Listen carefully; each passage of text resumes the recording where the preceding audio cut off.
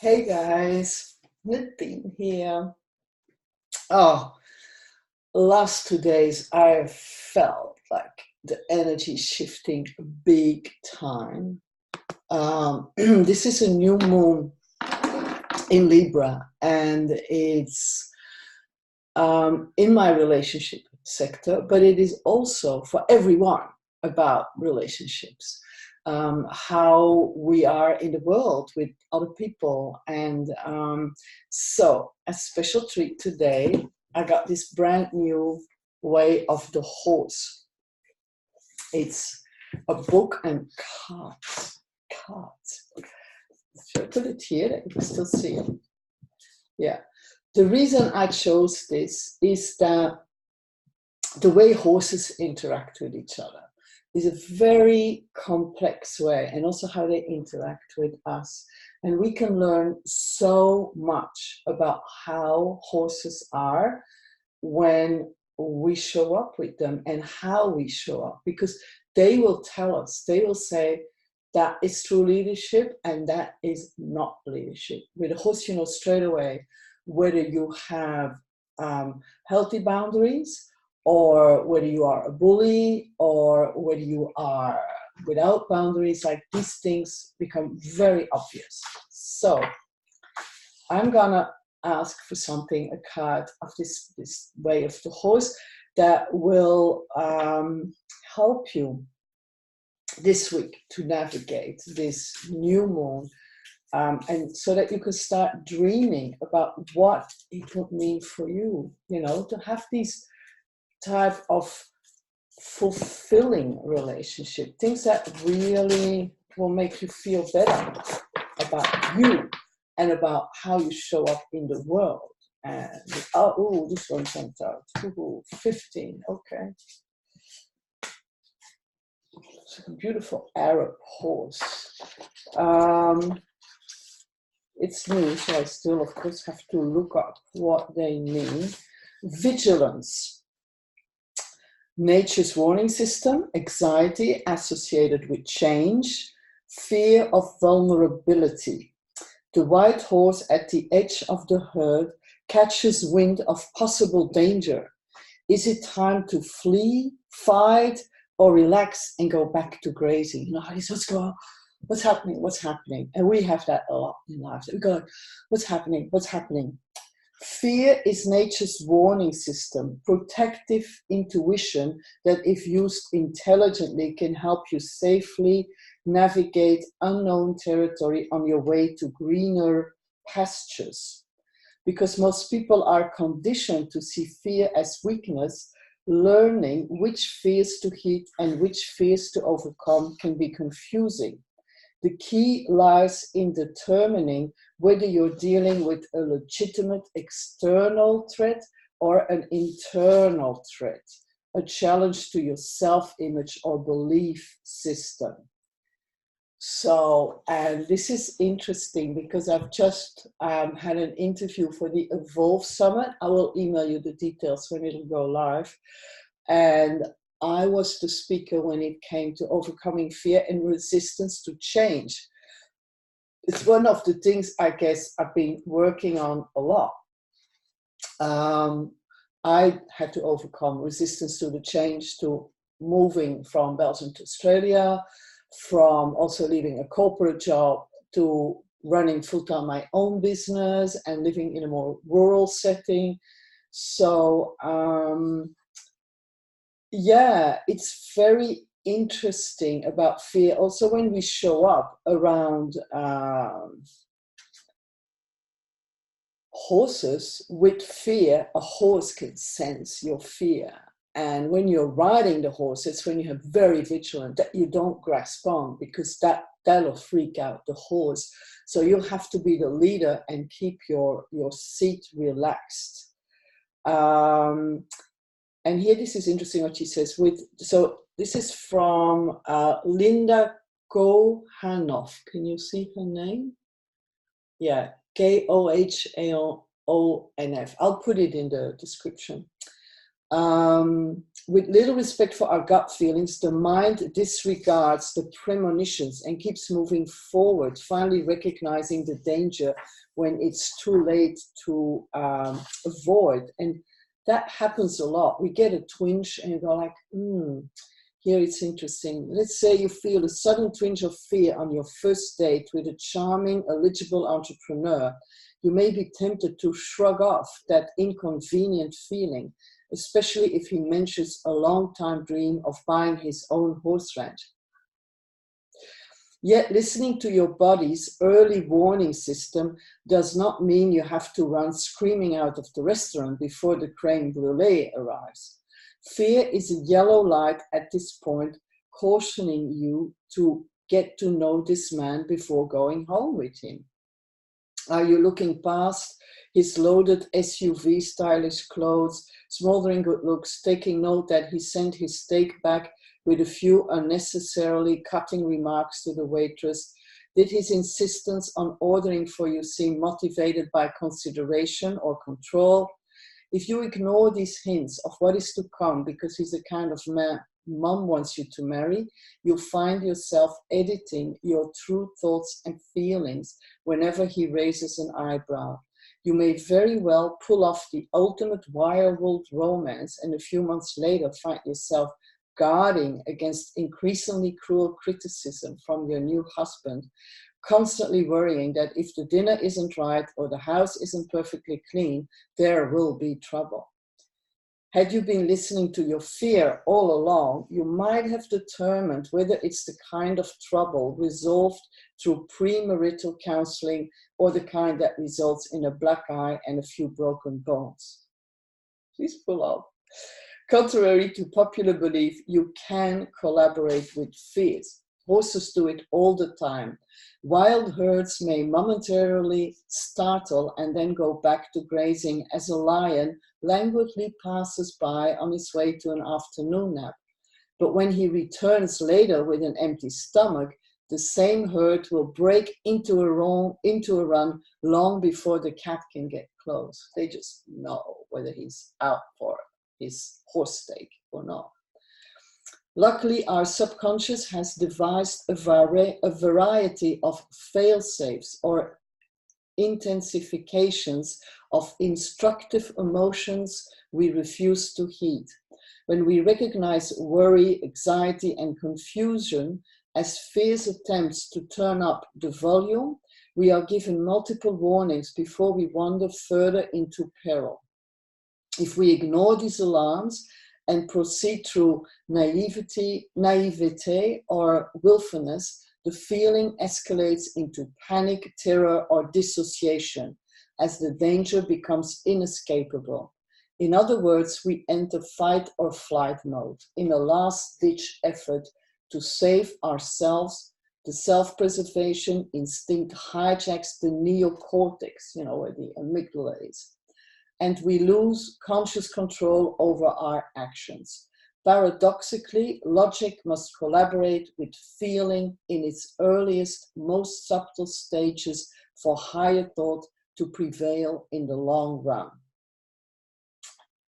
And then she talks about how she was leading a seminar with horses. She's very known for that. She works a lot with the corporate world. And the Belgian draft horse breeder Jean Brandenburg was there as well. Yet while Jean's older mares lived up to the Belgian gentle reputation, they were on the verge of giving birth that weekend and couldn't participate. Instead, she led her 2-year-old stud colt and her 3-year-old gelding over to the workshop site at Gilles Range and turned them loose in the arena. These brothers proceeded to play like foals, running, bucking, twisting in mid-air, a sight all the more impressive because they were twice as large as any other horse on the property. Yeah, these Belgian horses, the Palmer, they can be huge, the cold bloods. Now, at the workshop for advanced riders, these gravity-defying draft horses would have created some intriguing yet manageable challenges. But this seminar was designed to accommodate amateurs. My stomach took a flying leap into my throat as I watched yeah, we say Jean, but here you say Jean, you pronounce it in English, but it's Jean. Belgian rear up 30 feet in the air, taunting each other with flailing hooves as big as my head. When I shared my concerns with Jean, she insisted the brothers were well trained in natural horsemanship techniques, and she proceeded to direct both to a surprising array of movements. The brothers drew so much confidence from Jean's quiet, loving, yet firmly assertive presence. She seemed key to their participation. I noted my body's response as we discussed a variety of options, from allowing people to simply observe the Belgians to including them in a full range of activities. My gut relaxed completely when we concluded that they could engage in round pen work with the more experienced equestrians. They could also be groomed by beginners, but only if John acted as horse handler. By collaborating with Fear, I neither expelled these horses based on my initial impression, nor did I take John's confidence at face value. The Belgian brothers proved to be a spirited yet safe addition to the workshop. I love that. And then he goes on, like there's a lot of each. Then she talks about vulnerability, marks the point where an old coping strategy, behavior pattern, or perception is being challenged. A previously repressed part of the self is being revealed.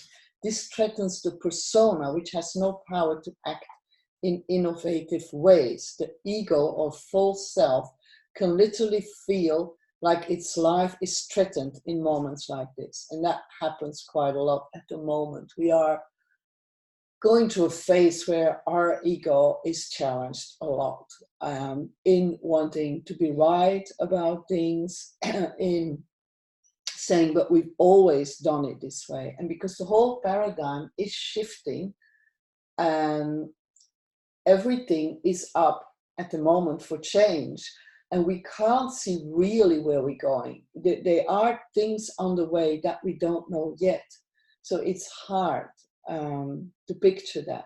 So I would say with the new moon, concentrate on feeling how you want it to feel, how you want to feel. Concentrate on your vibrational level of, you know, how would I feel at my best? What is the feeling that I go, oh, I've known that, and this is how I want to feel. And then up that volume, even make it a bit better than you ever felt before. And that is when real change can happen. And you stay open when you feel fear, and you know, you are always, of course, vigilant. It is normal. And then you go, okay, what's going on? When I work with horses as well, I go, should I be fearful now? You know, or am I standing here in my true power with the horse and go, I do have an extension of my arm, usually with me, a long whip, that if the horses will come in my boundary, I can put upside down. I won't. If the horse gets hit by it, it's because it walks into my boundary. I don't chase the horse with the whip. It's a big difference to defend your space and go, this is where my boundary ends. You can't come in uninvited, and not if you are this violent, you know, or if the horse shows calming signals and I do a step towards the horse and I invite the horse to come into my space and say, can you come? Can you come? And then the horse can, of course, come into my space. And I think that is, something we are learning at the moment as well, is about our place in the world. Where do we belong? What is our community? How do we show up in our community and deal with it? Because there's so much shifting and changing happening, and we're all looking for new possibilities. So horses experience vulnerability when encountering new situations. A mare kept in a stall all her life might very well panic when introduced to an open pasture, even if everyone knows it's the safest stretch of grass and fencing on the farm, a veritable horse heaven. It takes courage to feel vulnerable, even when this feeling rises through an intensely positive experience. The temptation to run back to the barn can be overwhelming, and yet even this type of fear carries an important message. It tells us we need to strengthen our ability to experiment, to dream, to adapt. That's what I was saying earlier, dream.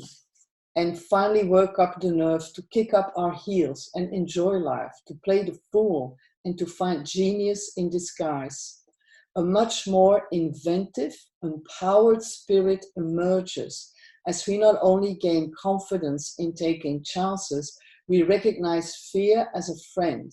It alerts us to possible blocks and dangers along the way, teaching us to adjust fluidly to what is, allowing us to dance with the constantly shifting currents of a life lived artfully, consciously, and ultimately joyfully.